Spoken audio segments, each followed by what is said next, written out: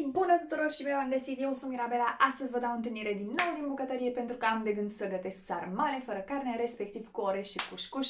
Mi-am pregătit aici deja ingredientele și gata, fără prea multă vorbăreală, să-i dăm drumul. Să vă arăt întâi ce ingrediente mi-am pregătit pentru rețeta mea de sarmale. În primul rând am folosit o varză murată. Ce vedeți voi aici este exact ce am ales eu dintr-o varză și anume foile. Unele sunt mai mari, unele mai mici. Cele mari le-am tăiat eu în jumătăți ca să le pot folosi mai bine.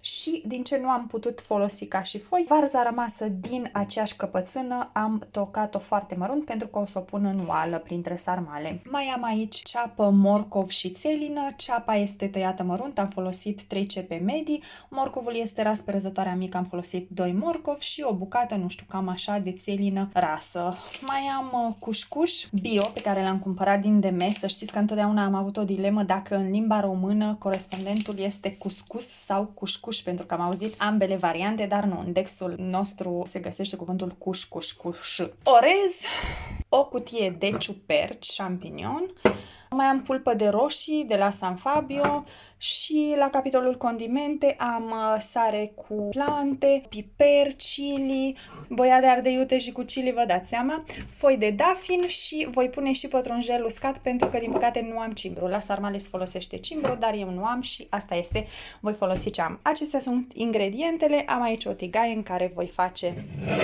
pentru început compoziția și da, hai să-i dăm drumul pentru că este de treabă la sarmale. Așa, pentru început voi lua ciupercile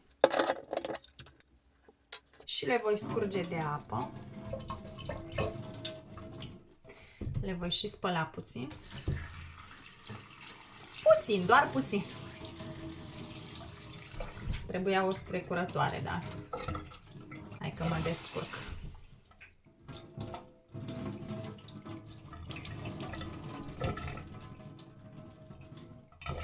Și acum am de gând să le mărunțesc puțin pentru că sunt destul de măricele, așa. Stați că între timp voi da drumul la aragaz. Mi-am pregătit o tigaie și în această tigaie voi pune foarte puțin ulei. Așa, cam atât e suficient. Ca să pot căli legumele între timp ce mărunțesc eu ciupercile.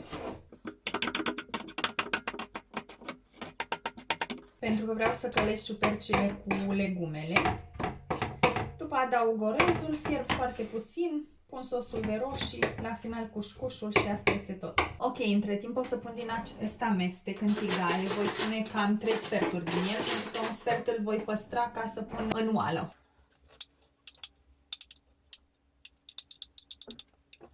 Cam atât mi-a mai rămas. Haideți că vreau să vă arăt și vouă ce am făcut aici.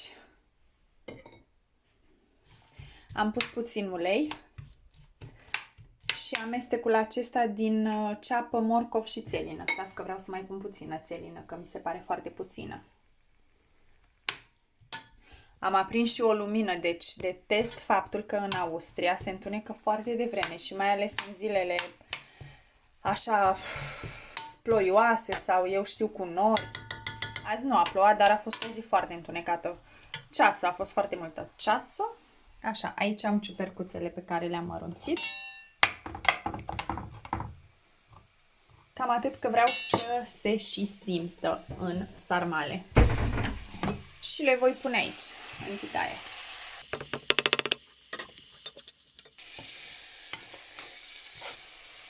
Ultima parte de ciuperci. Le voi tăia și pe acestea micuțe.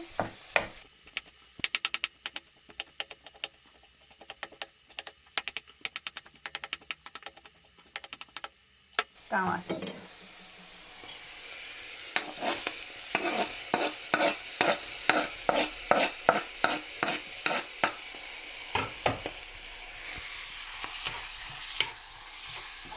A few moments later. Și acum mă voi ocupa de orez. Am pus orez într-un castron, cam atât, nu știu, eu am pus după ochi, sincer n-aș ști să estimez, dar cred că e o cană de orez, cam așa. Îl voi spăla.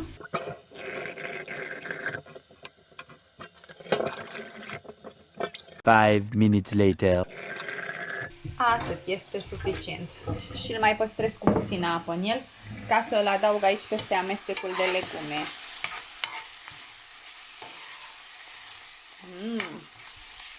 Începe să capete aromă și miros. Adaug deja orezul, cu tot cu apă. Și îl voi lăsa așa să dea în clocot și să absoarbă orezul toată apa. Pe final voi pune roșiile, condimentele, o să vedeți voi, dar acum îl las puțin la fiert. Când aproape orezul a absorbit toată apa, adaug roșii. Foarte bine arată. Cred că mai pun puțin. Și mai las compoziția așa câteva minute. Îi pun și un capac să se pătrundă toate ingredientele foarte bine. Și la final voi adăuga condimentele. Eu am oprit deja focul. Așa arată preparatul meu din tigaie, respectiv compoziția sarmalelor. Și nu-mi rămâne acum decât să condimentez cu sare. Pun această sare cu plante, ați mai văzut-o voi în vlogul meu cu falafelul. Nu o pun foarte multă. Puțină boia, am boia iute. Suficientă. Voi rade și piper. Voi pune și piper proaspăt măcinat. Așa. O să mai adaug și chili, mie îmi place mâncarea destul de picantă. Pătrunjel uscat din abundență. Amestec acum toate ingredientele și mai am cușcușul. Acesta îl pun ultima dată pentru că are un timp de gătire foarte mic, respectiv 10 minute, dacă nu mă înșel. Am și deschis eu cutia între timp și da, cred că scrie aici 10 minute. Așadar, el nu are nevoie să mai fie fiert în prealabil, pentru că oricum va fierbe suficient cu sarmalele, mai mult decât suficient. Vă dați seama că eu nu fierb sarmalele doar 10 minute, am de gând să le bag și la cuptor și așa că îl voi incorpora pur și simplu la final. Voi pune la fel după ochi, nu mă întrebați, cred că echivalentul la câteva linguri, eu știu, 2 linguri. Cam atât. Uitați cât am pus din pungă. Și amestec totul foarte bine. El deja va lua din apa acestui sos. Se va umfla puțin înainte să-l gătesc. Hai că mai pun puțin.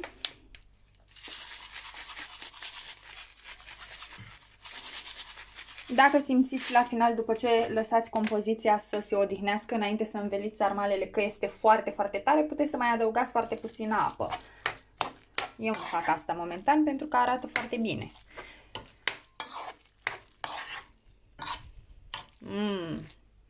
Yummy!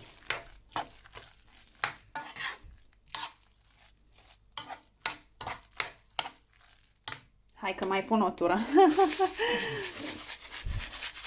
Sper că sunt amuzantă. Bine, în vlogurile pe care le filmez din bucătărie nu prea am cum să fiu amuzantă, pentru că gătesc și asta este. Mi-e destul de greu să și filmez în același timp, să și gătesc. Nu am găsit încă o modalitate de a ține camera, mă rog, e mai complicat, dar mie oricum îmi face plăcere să gătesc. Gătesc de foarte mulți ani. Ador să gătesc. Nu mi-ies mie toate preparatele așa cum ar trebui, dar cel puțin încerc. Gata, e perfect. Mi se pare mie că are consistența perfectă. Așa arată.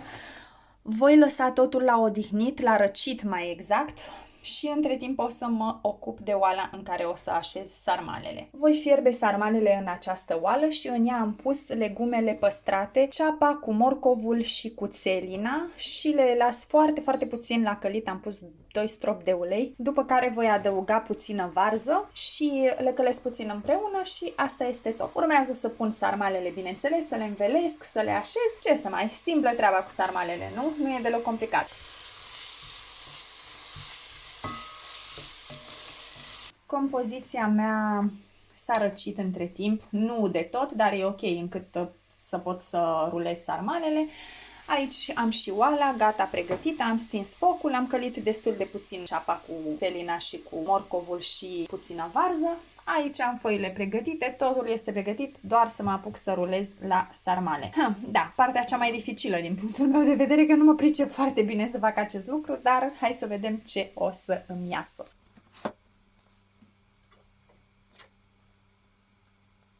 Încep cu o sarma destul de mică, pentru că așa este foaia. E și puțin spartă. N-are nimic. E perfectă. Și o pun deja în oală. O să o pun așa.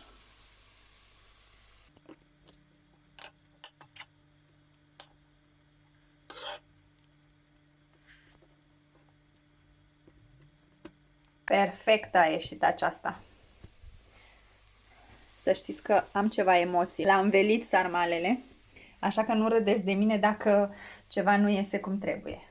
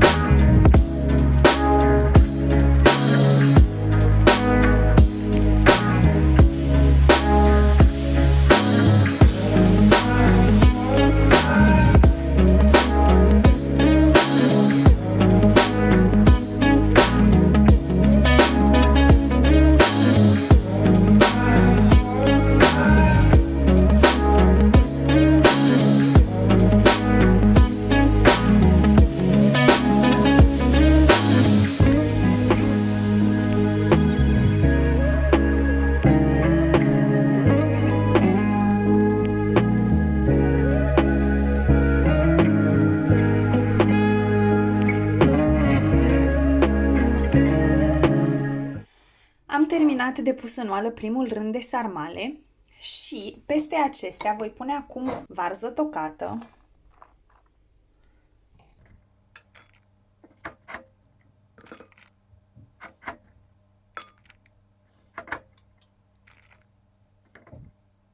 suficient, foi de dafin,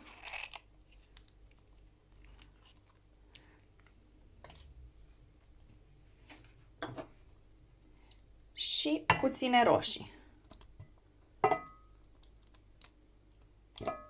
Atât. Și voi continua așa până voi termina toate sarmalele. Am terminat sarmalele, uitați cât de bine arată, ce frumoase sunt. Pe ultimul rând n-am mai avut să umplu, dar voi completa cu varză pentru că mi-au mai rămas foi. Am făcut mai puțină compoziție, nu mi-am dat seama, oricum eu așa fac, ori mai îmi rămân foi, ori mai îmi rămâne compoziție și voi completa cu foile de varză tocate aici, în acest gol, ca să umplu. Wow, ce frumos! Mă laud singură.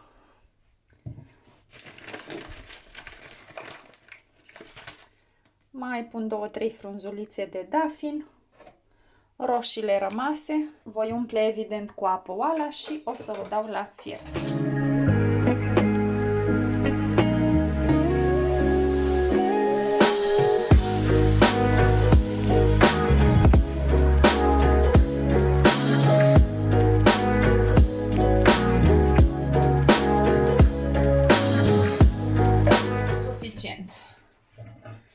Și vreau să mai pun, doar așa pentru culoare, puțină boia deasupra.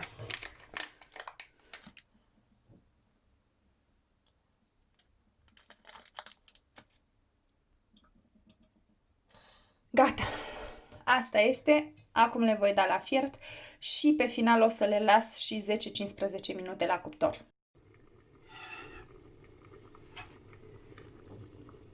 Cât de bine fierb sarmalele, nu aveți idee.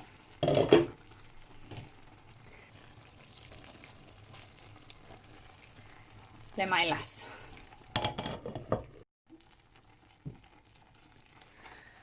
O să transfer sarmalele la cuptor pentru că au fiert suficient, au fiert destul de frumos, destul de bine. Cred că le-am lăsat aproximativ 45 de minute, nu știu exact, dar oricum le-am lăsat suficient. Am aprins deja cuptorul și acum o să le mut.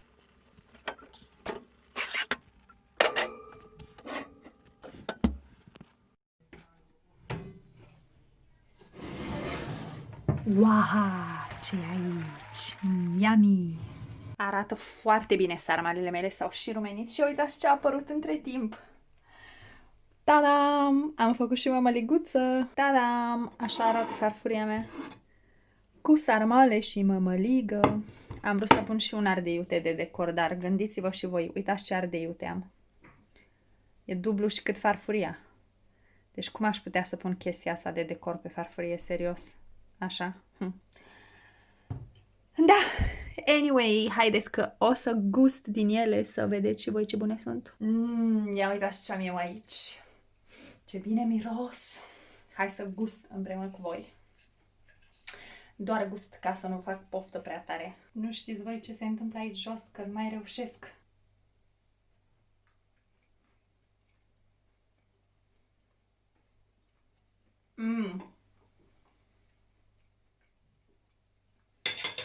Perfecte, nu pentru că le-am făcut eu, dar chiar așa sunt. Vă mulțumesc dacă m-ați urmărit, vă mulțumesc anticipat dacă îmi veți da share și like acestui videoclip. Nu uitați să vă abonați la canalul meu, nu uitați de paginile mele de Instagram și de Facebook, Mirabela Damaschin în ambele cazuri.